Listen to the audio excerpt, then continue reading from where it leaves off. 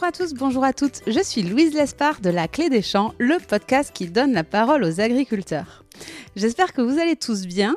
De mon côté, je suis en train de découvrir les joies de la maternité avec l'arrivée toute récente d'une petite Maëlle. Mais grâce à la super team qui m'entoure, on ne vous laisse pas tomber pour autant. C'est Lisa qui va reprendre le micro pour vous proposer une série qu'on a nommée Le jeu des 7 différences. Au programme, 7 épisodes durant lesquels Lisa est partie à votre rencontre pour tester vos connaissances agricoles et vous en apprendre plus sur le sujet. Allez, je vous laisse en compagnie de Lisa. Bonne écoute et à très vite.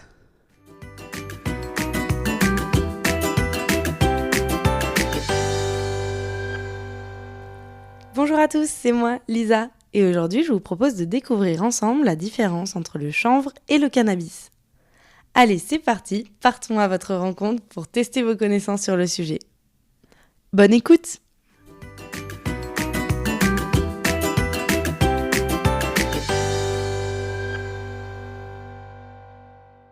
D'après toi, quelle est la différence entre le chanvre et le cannabis ?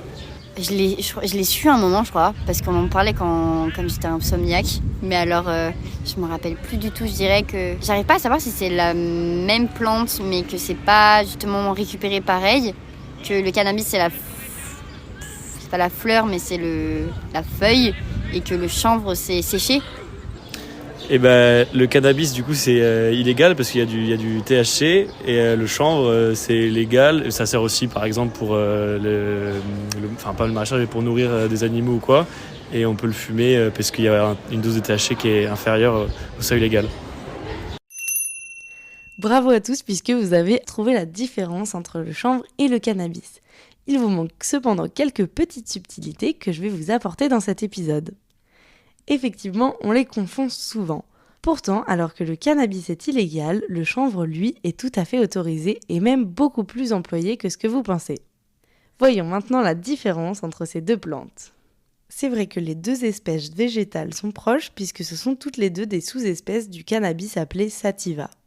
Ce qui les distingue principalement est leur teneur en psychotrope que l'on appelle THC.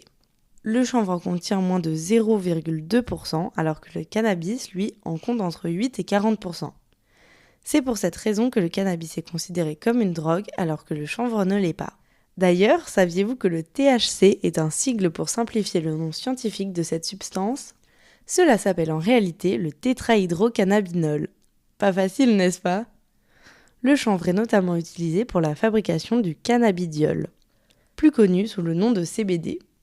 Ce produit est depuis peu très plébiscité pour ses propriétés thérapeutiques semblables à celles du cannabis.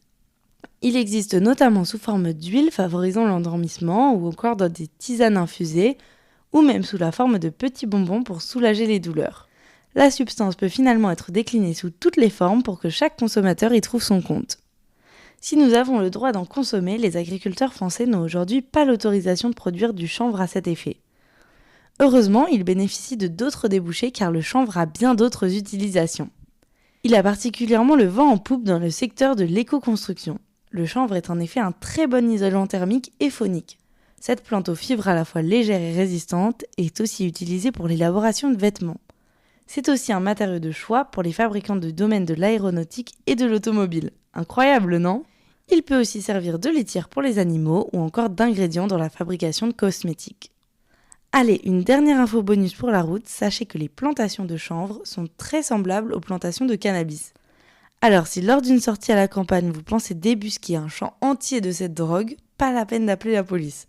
Sachez qu'il y a toutes les chances pour que ça soit en fait du chanvre. Lorsque les agriculteurs sont contrôlés, le personnel fait d'ailleurs plusieurs prélèvements au cœur du champ pour vérifier que des pieds de cannabis ne sont pas cachés au milieu des plants de chanvre.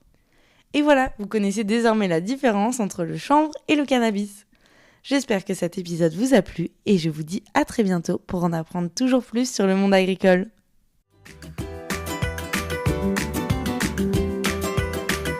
Et voilà, c'en est fini pour aujourd'hui. Vous souhaitez aller plus loin dans la découverte de l'agriculture ? Si vous êtes dans une entreprise qui travaille au contact du monde agricole, sachez que La Clé des Champs propose des formations à cet effet. L'objectif ? Mieux connaître les réalités du métier d'agriculteur pour vous permettre de mieux performer dans votre job. Après avoir suivi un module e-learning où des experts reconnus vous expliquent les enjeux auxquels est confronté le monde agricole, vous partez passer une journée en immersion à la ferme avec vos collègues et maximum par groupe de 5 pour un véritable vie-ma-vie d'agriculteur. L'occasion de passer de la théorie à la pratique et de profiter d'un temps d'échange privilégié avec l'agriculteur qui vous reçoit.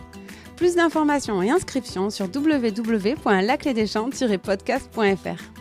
Et avant de partir, dernière chose, si le podcast vous plaît, n'hésitez pas à lui mettre une note 5 étoiles ou à en parler autour de vous. Ça m'aide énormément à faire connaître le podcast.